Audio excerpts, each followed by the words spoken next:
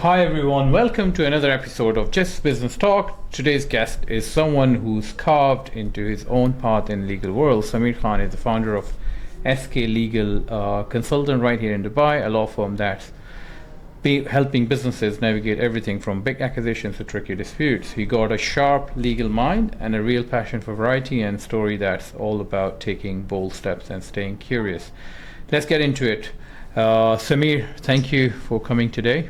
Thank you To my podcast, and it's really a pleasure to have you here. Samir, you left Big Law to start your own firm, and a bold move many dream about, but few actually make it. So tell us back to that moment, what pushed you take that leap, and what did it feel like go from structured environment to building something completely your own? Right.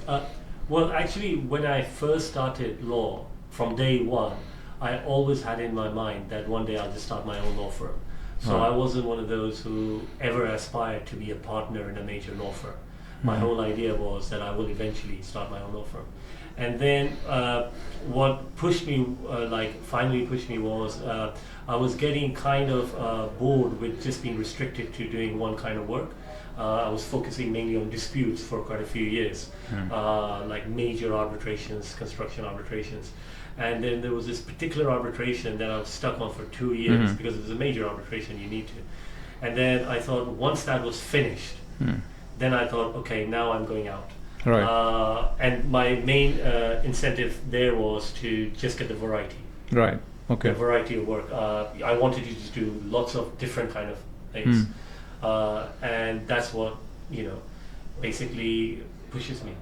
That's what motivates you. Motivates me. That's what I really enjoy, doing the variety.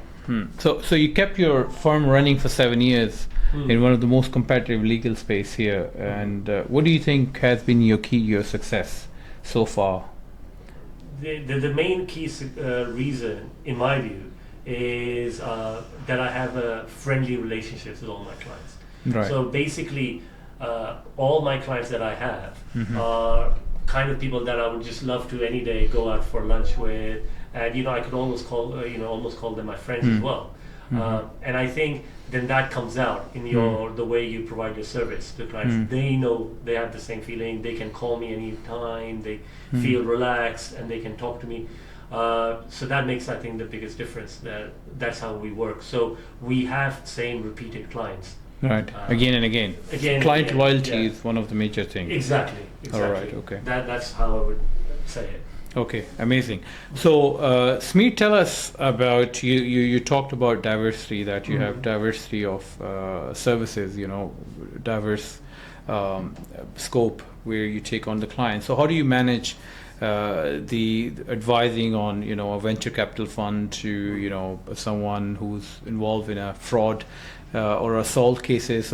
So much. Generally, I've seen the firms are specialized in if they're in civil, so they're very much specialized in civil or criminal. So you provide all sort of services. So how your setup is, how do you handle the cases to make sure that every type of case get the equal attention what they deserve? Right. So firstly, I have staff that actually are focusing on different areas. But myself, I have actually, I've been here long enough, 15 years, and because I've always been into trying to get the variety of work, so over a period of time, I've come to know a lot, I've experienced various types of legal issues, and that gives you the body of knowledge as well. So what happens is that my staff are the ones who carry out the work, but they contact me for all the strategy. So I could be, dealing with 3 or 4 people, monitoring their workload, and providing the correct, the appropriate strategy for that particular legal case. And it's just experience and knowledge over a period of time. And if you just enjoy that kind of thing, then that actually makes me a better worker. If I keep focusing on just one thing, then I think I become a worse lawyer, because that's my temperament. The boredom sets in, and then. But when I do lots of different things, then that keeps me sharper and on my toes, and I'm more effective that way. Okay. Yeah. And how's your law firm is set up? Do you have a partner structure, or do you have employee? And I'm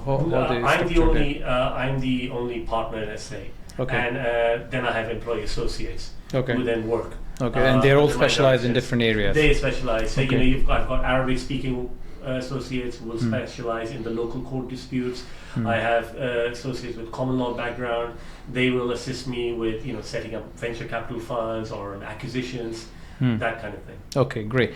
And tell us about, Sell Any Biz. We buy and sell businesses. We are essentially a platform where we connect both buyer and sellers, and then we progress the deal all through till it's closing. So do you deal with M&A sort of work as well? Yeah, a lot? Yeah, okay. Regularly. Okay. We're like closing deals Right. On a regular basis. People acquiring businesses. Okay. And there could be different types of businesses, from IT services companies to restaurants, F&Bs. Great. Give us some golden nuggets for buyer and a seller. So let's say, first I'll ask you for a sell side. Yeah. Let's say someone is selling a business and they engage you as a lawyer. Give us some golden nuggets for the seller. What are the things and they need to be careful, or what are the things they should be negotiating in their sales and purchase agreement? And then I'll ask you about the buyer. So let's start with the seller. So as a seller's side, legal consultant, what are the things you would advise to your seller? Okay, so the seller has to be very careful in disclosing a lot of things. In fact, he should be as open to the buyer as possible. And then he should make sure that, for example, let's say there's a litigation going on against the company, right? So that's disclosed, and then that becomes that's mentioned in the SPA as part of your disclosure statement, right? So because what the seller needs, because the buyer will he will always be asking for indemnities, right? So what the seller needs is to make sure that the buyer is aware of these things before he before the deal closes, right? And so that the buyer then can come back to the seller and say, oh, okay, well, you didn't tell me about this, and this came out. Had I known this, I would have not purchased that kind of company. So, the seller, the main thing for the seller is once he's sold the property, he's out.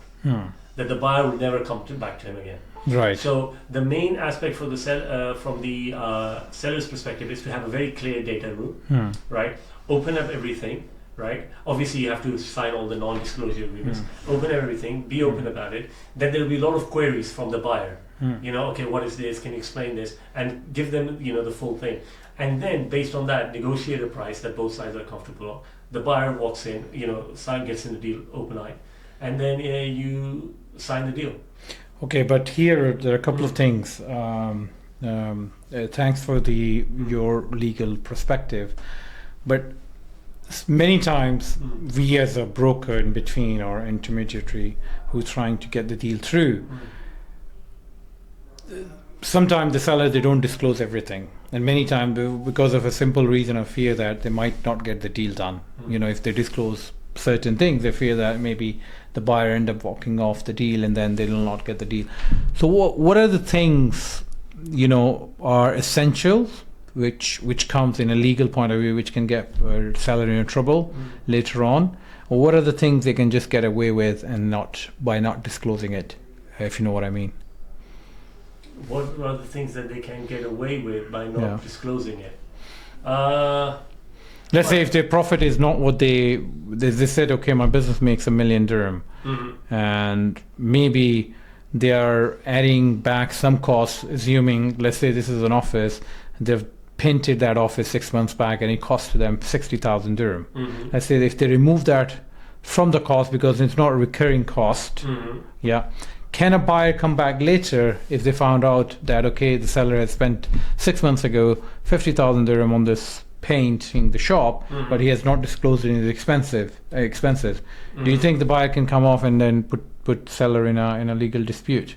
Well, that will depend. So this sort of thing. Yeah. Well, see, that will depend on what is stated in the SPA. Yeah. Right? Because at the end of the day, the buyer is supposed to do his own due diligence as well. Yeah. Right? And what counts in due diligence is in terms of like he's opened the books to him, right? And he's shown the books. Now, if he's deliberately hidden something on that way, then it will depend on whether that thing is covered in an indemnity or not, right? So the SPA, right? Like, for example, and this is local courts and DIFC courts will take it slightly differently, right? So in a local court setting, what will happen is that if you have, like, let's take your example of this expenses, right? And then a deal is done, right? And there's no mention about that. Usually in SPA, you don't really say, oh, I've earned this much or I made this much profit, because that's what you're saying. You're inflating your profits, right? Yeah, yeah. You never say that in SPA anyway, right? A deal is going to be done, here are the assets, and here's the thing, and we agree on this price, and this will be the indemnities. And let's say, that's good. And there's no such thing in the indemnities that, oh, if you lied about profits, I'll come back to you or anything like that, right?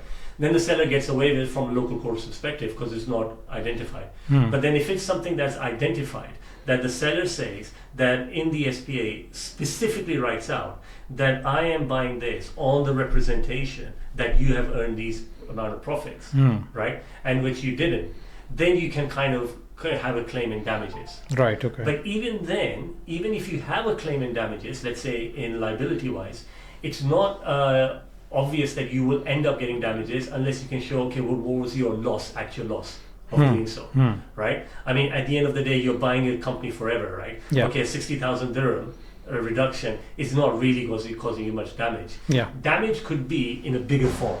Like, for example, there's a major case for like 1 million dirhams and you haven't disclosed it to the buyer. That's a huge damage. Okay, so basically it's more like if there are any hidden liabilities, that's the seller who should be more careful of, rather than small operational issues or changes or stuff like that. Which, yes, of course, the buyer is not going to like it. If you hide something, but it's not going to be something really they can easy to go after, right? So basically, basically what happens is that it depends. If an item is specifically stated in the SPA, that means it's important to both sides, and they're saying, hey, you've told me this, and I'm relying on this. Then the buyer can come after it. But if it's not really specifically stated in the SPA, then it will be depending, like a local court expert from a local court will say, well, come on, this is part and parcel of the business. It's not like specifically a big issue. Obviously, everything's not going to be perfect. So that's how they will look at it. All right. Okay. Great. Okay. Now, let's go to the buy side. So let's say you're a buy side lawyer. So what are the things you would advise to your client to look for before they commit to buy a business?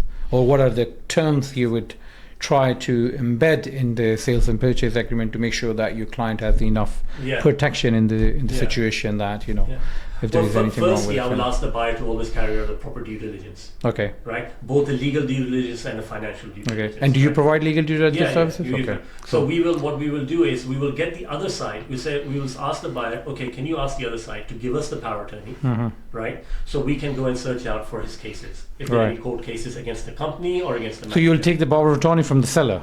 We'll ask them. Okay, from the seller to conduct the due diligence. Due diligence in the courts. Okay. Right.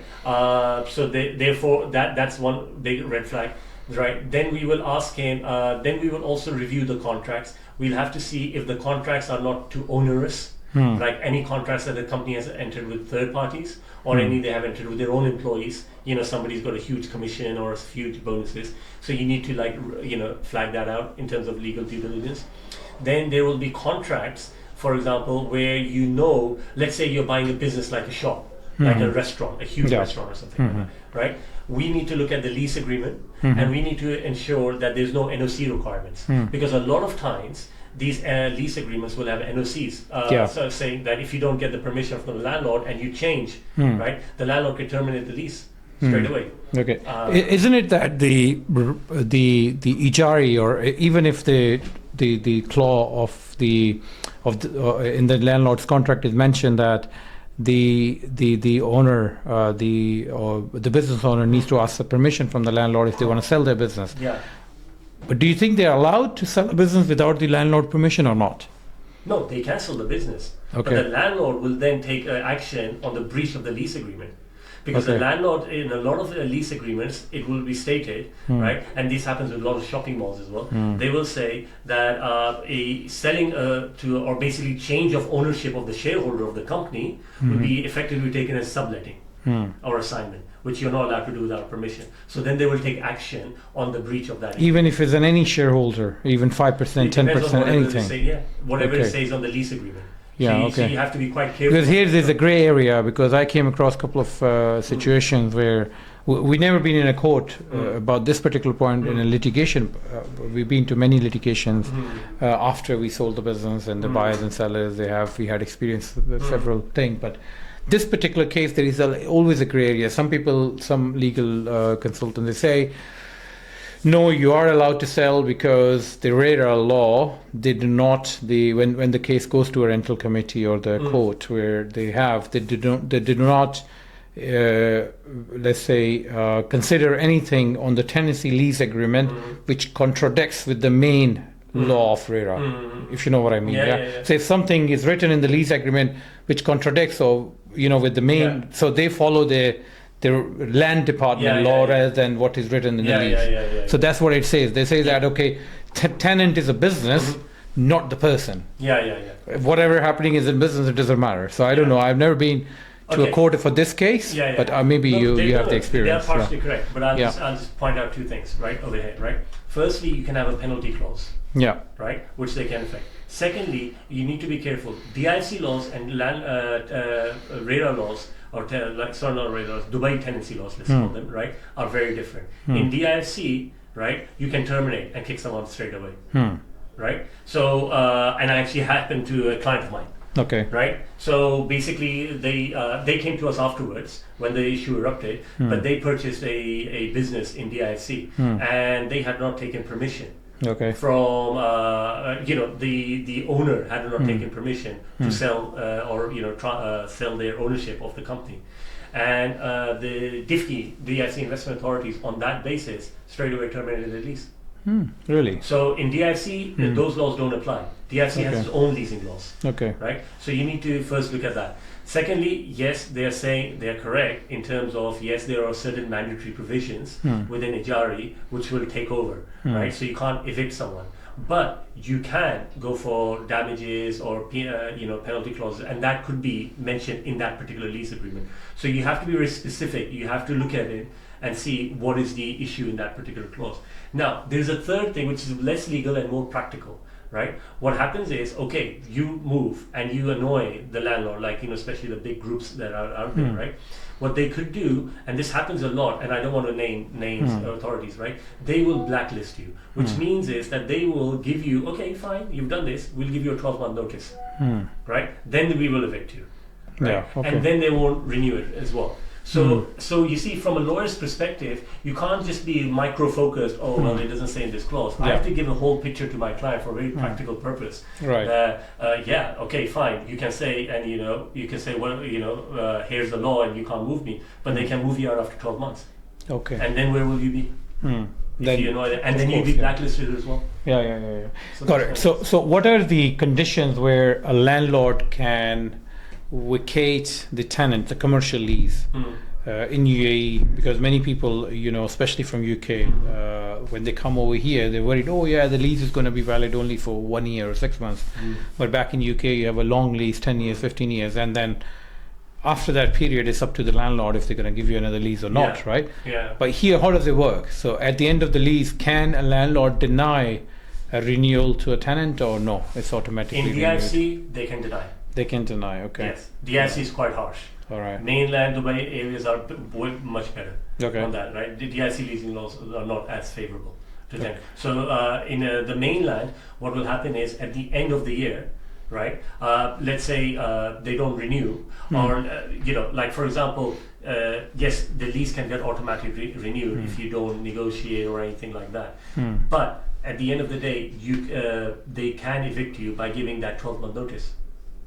No, but the notice there should be a reason that they're going to use the premises for themselves, or it's going to be demolished, or they can give you a notice for any reason. Well, I've just had a mall that giving a notice for personal use.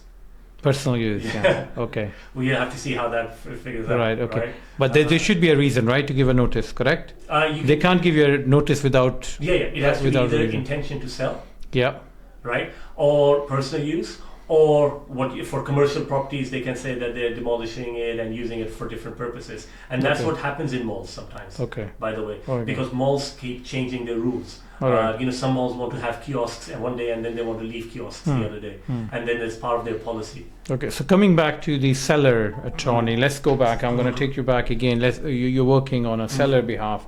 you're the lawyer of a seller. So how would you give a necessary protection to your client to make sure if the seller is buying a restaurant, he's paying 2 million as a key money, to make sure that later on the landlord will not deny him a lease and then he's out of the business?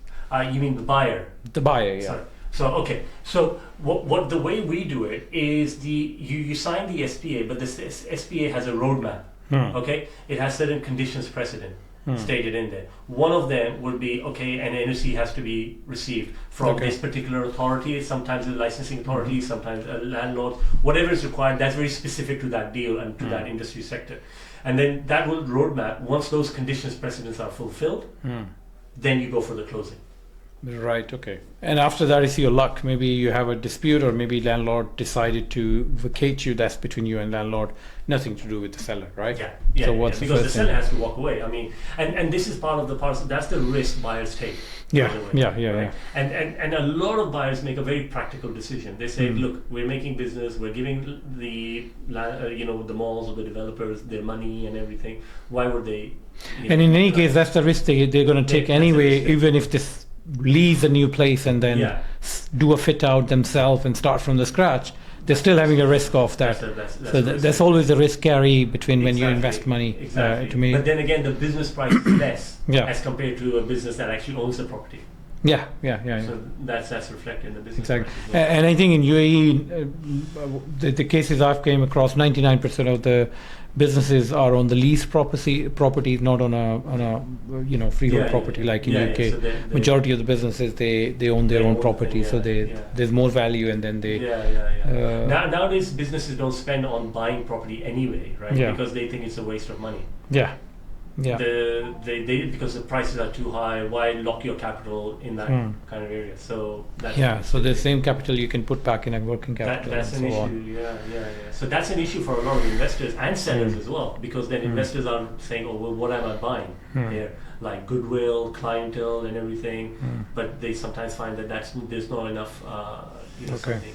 And you said you do also help people with the legal due diligence when they're buying a business. So how long does it take for you to do a due diligence when someone comes to you? It depends on the size of the company. Right. Okay. It could take anything from 2 weeks. Okay. And it could go up depending how much documentation there is to review.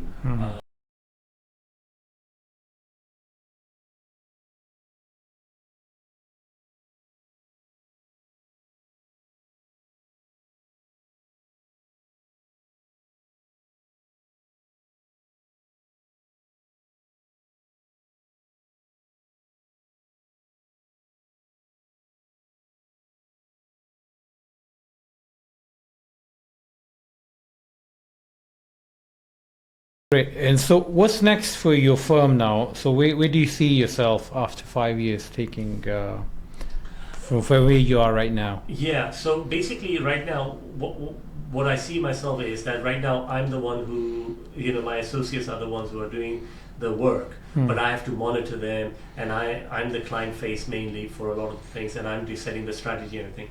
What I would like is my associates to develop further. I would like to hire more senior staff for different areas of work that we operate in. So mergers and acquisitions would be one, local courts would be another, and arbitrations and DIC courts would be another. Those areas, and I would like, and then those people who are heading those departments would just deal with the clients as well, A to Z as well, with minimal supervision from my end. Where I'll be, still monitoring how the work is, client service is going on, and I still would know what the issues are, but I wouldn't require more of my involvement, So, because right now the situation is this. For example, like I was saying before we started on the podcast, today I'm sitting in a meeting, right? I'm negotiating a deal with respect to a sale of a large plot for a development project. And during that meeting, I'm getting a call by one of my associates, and he wants to discuss a strategy with respect to an appeal for a criminal judgment. Right. And another associate is calling me with respect to certain preparation of documents for a venture capital setup. Right. So that I would like over a period of time that becomes separate, completely independent. ADGM is also growing a lot. That's an ADGM. There's a lot ADGM it's very good. It's very good, and also the clients to come there are really, really big names. Yeah. And they have a very good setup. Their laws, regulations are very clear cut. And I think they're going places and becoming more and more popular. Okay.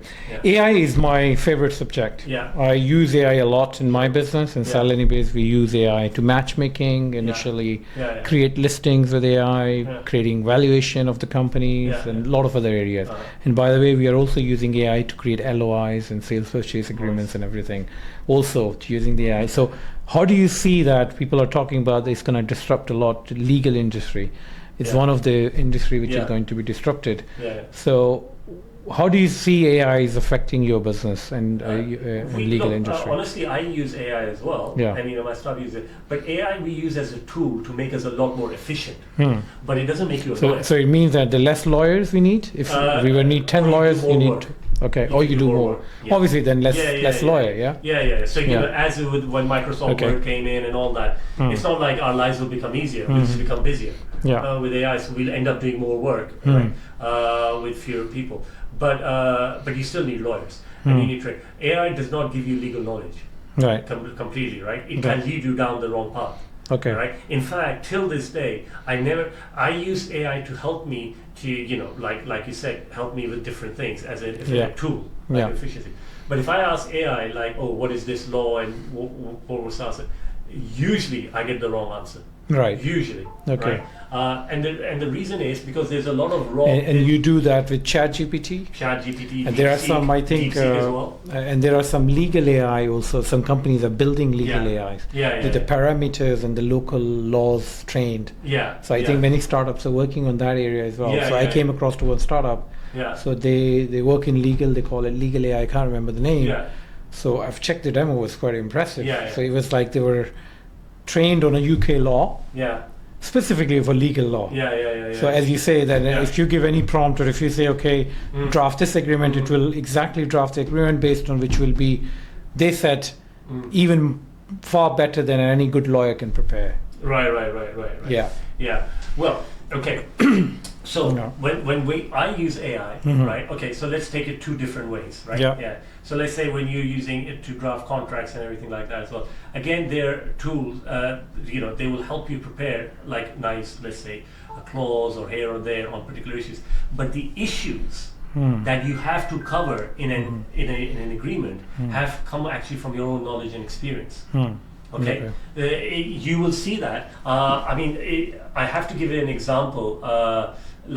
For example, like a particular SPA is happening, right? And there are certain things that I will know from my past experience, right, that have to be in there. Right. So, for example, like let's say, what I just told you, that you said, oh, you've spoken to some lawyers, right, and that NOC, you don't really need it because the eviction and everything like that. But the practical, but then I just told you in DIFC that doesn't work because in DIFC leasing laws are different. Right. Now, how would I know? To keep that, unless I already know by experience that DIFC leasing laws are different. You have to give very specific prompts to the AI. Which means that you already have to know the stuff pretty much. So basically the lawyers need to be trained on the AI. So basically the AI, legal AI would be used by the lawyers, not for the general public. It can't be. So you need to know what to ask for and then what to use. Exactly. And I'll give you, and now in terms of knowledge, right? There are a lot of things that are not available online, and especially for UAE law. So I'll give you a very clear example. So I'm actually assisting a client who was a victim of a cyber attack, hacking. So what happened was that the hackers, they pretended to be a large company. I don't want to name the company, but a large UAE-based company. And they said, oh, if you want to come on our procurement panel, please send us this please fill out these forms and pay this fees. They paid the fees. Then the second stage came. They paid several 100,000 dirhams. They paid, right? Then they realized that they were part of a cyber hack. Now, what they said was they went to the bank and they said, okay, the bank is responsible as well, right? And we want money out for responsible. Why? Because they were saying that the company, those hackers, they send us an invoice with the name of the company as the account name and the account number, IBAN number, right? Right? And we typed that into our system and the money was transferred to the bank. but the actual account name was different. It wasn't actually the name of the company, it was Right. the name of an individual. So it was a different IBAN number only. Yeah, so the IBAN number and account name, but we put the company name as the account name. Right. So there was a mismatch. So the banks should have spotted that mismatch and stopped the transaction. Yeah. Okay? Now, you go to AI, right? And It was a local transfer in it's a UAE? local transfer, Okay. right? It's a local transfer, right? Uh-huh. So you go to AI, right? And AI, type in, okay, what's the solution here? And the AI would generally say, oh, banks can transfer on the basis of numbers only, right? Where did they get that information from? They got it from national news, like Khalij Times or whatever, in some old article that they dragged out, right? But for a lawyer, that's not enough, right? I can't rely on my client. Oh, you can. I need to know, okay, which law it is. So AI gave me law number, circular number 7, so, right? I kept on typing circle number 7. There is no circle number 7, right? So you go to the central bank website, and I go, Central Bank UAE's website only has UAE bank laws, right? They don't have circulars. They don't actually post it on the website. There is no access to it, right? So where's the knowledge coming from? So then I had to contact somebody in a bank that I knew, and I asked him, look, can you get this law for you? Because those circulars are only shared with the banks. So then he helped me to find that law, and he sent it to me. So there you go. AI didn't help me at all. Yeah, I think this needs to be done. Legal AI needs to be built when the AI models are trained on the court judgments. They will not take the references from the news articles. They will take the references from the court judgments. Court judgments. So what was the previous judgments and circulars and regulations and that all are that. already out there. But a lot of law firms don't have that access to it. This one I had to get from a banker. Yeah. Right? And I'll give you a third thing as well on this as well. We do rental laws as well. Rental cases are probably one of the simplest cases that there are. Right? You can get very complex cases. Even in rental cases, there's hardly ever the case when one rental case is different from the other. Right? It's exactly the same as the other. The facts are different. The strategy has to be different. The strategy has to be completely different. I have to sit, as it's my experience, I'll sit with you, you and I have a dispute, or you're on the counterparty, I'm responding. There will be so many things when I'm talking to you, I'll be thinking, okay, if we do this, right, he will probably act this way or that way. Right? So for example, I see you, Tahir, and I look at Tahir and I see Tahir doesn't come across to me as somebody who would like to fight. He's not gonna he doesn't want the stress and hassle. I can see it, right? Just an experience. So even if my client has a bad case, I'll push a legal notice out to you, even though you have a good case, banking on the fact that you will be like saying, oh, this is not worth my time, and that's what happens. Right? AI can't help you that. Yeah. So of course there's cannot eliminate, but it will work as the helping hand. It should be just taken as a tool to make you a lot more efficient in whichever field you are. Recently, there was a news that the UAE is going to be the first country to use AI to write the laws of the country. Yeah, you must have read that as well. They're going to help to write the laws. Yeah, so again, it's a tool. Yeah, it's a tool. But the people who are supervising it, they know what issues are there in the society. What's coming up. So that's how it happens. Okay, I want to ask you a question, which is many times I try to ask. So how does the FTA works? If someone owes FTA or someone has penalties and stuff, so where does the FTA, they have their own courts or DIFC court, or they comes under the local courts? That I don't want to advise on that because we don't do tax advisory. Okay, tax advisory is not yet because there's a big confusion on it. If you have issues with so which courts are going to be? Are they going to be DIFC? They're going to be local courts, or how are they going to be dealt with? Appeal processes in this jurisdiction are not as developed as in UK. Right. Yeah. I mean, tell me, you get a parking ticket which you don't agree with. Where do you appeal it? I have no idea. I don't know. But in England, everybody knows. Everybody knows. Yes. Everybody knows. There's people, they just pay it. They don't bother to. Nobody bothers, right? Nobody so that bothers. Culture of appeal and all, and that system, that's not yet fully developed in every aspect of it. Right. So Samir, for any new lawyer or someone who's just moving into the country from UK or from any other country, so what are the steps to work as a lawyer in this locally? Do they need a certification, or how can they be a qualified lawyer in this? They have to be either registered with the relevant regulatory authorities, right? And then it depends how they want to work. If they want to stick to the skill sets that they have developed in those jurisdictions and happy to work in those, restrict them to that, then fine, that works as well. So then you have to just restrict yourself to certain areas, like for example arbitrations, which are more like global, the nature, you can transferable skill sets, or you go to DIC courts, which are more, let's say they're from UK, they're very UK derived, or you go into acquisitions and things like that. But if you want to then venture out and actually do work with the local laws and the local courts and actually become a little bit more rounded in terms of when you advise clients in terms of a transaction, then you really need to get out there and learn and read the laws, and it'll take time. And you need to get over the cultural differences, because there are ways of doing work over here, and you just have to understand it and get on with it.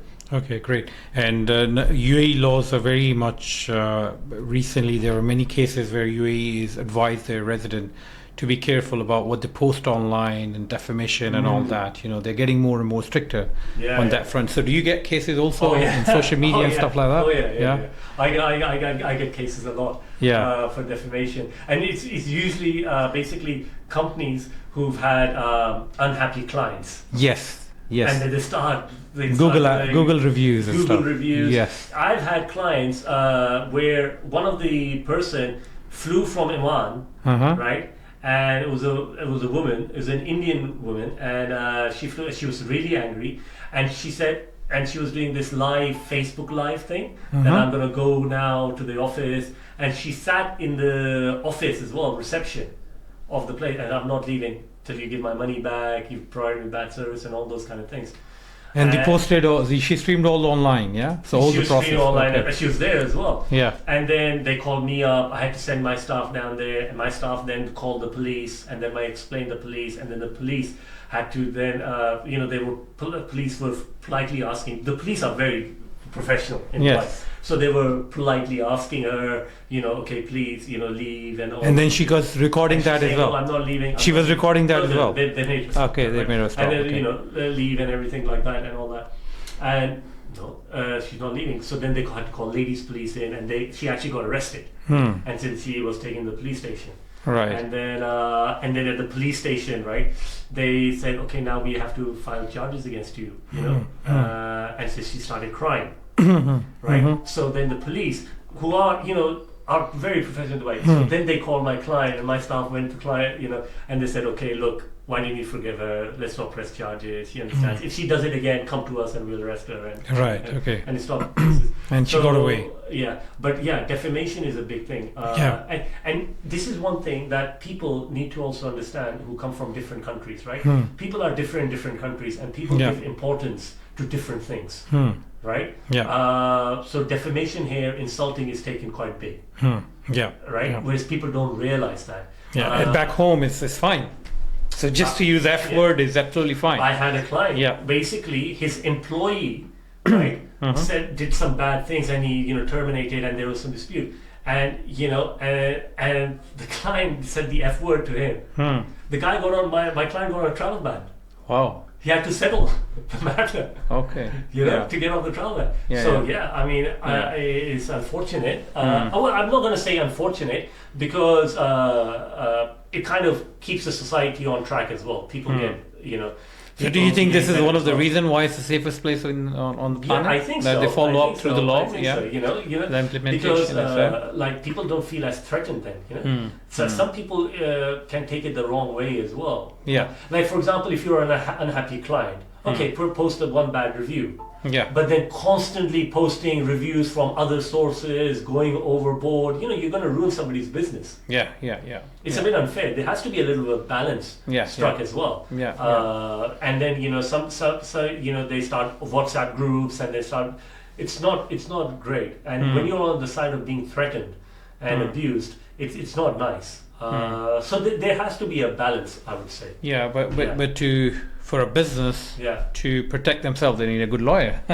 So if they don't know the good lawyer, they can't do nothing. They can't stop them, or they cannot go after them, because it's also not so easy. Now obviously that the person who was going to that office, and I'm coming to your office sitting, is a lady. but it's still scary that somebody's going to come in and threatening and say, and that person, the owner of the business, is really scared. Yeah. And then we have to call the police. Yeah. Also, the shame it brings to in front of the employees and customers, and if someone is shouting and saying and whatever for the reason. Smear, finally, where can people get in touch with you if any of our listeners today wants any service from you, or they want to buy, sell business? That's majority of my audience is. So how can they get in touch with you? Well, from our website, we've got they can WhatsApp through a website. It's www.sklegalfirm.com. Okay. And my LinkedIn page. Okay. So you're quite active on LinkedIn, yeah? Yeah. Okay, so someone can message you and drop your message there. And then we can set up a call. Amazing. And all those things. Smear, it's absolutely a pleasure to have you here today and listening to your expert advice. And thank you very much. And this is for this week's episode. Signing off. If you haven't followed me yet, follow me on YouTube or wherever you listen to your podcast. And see you next week. Thank you.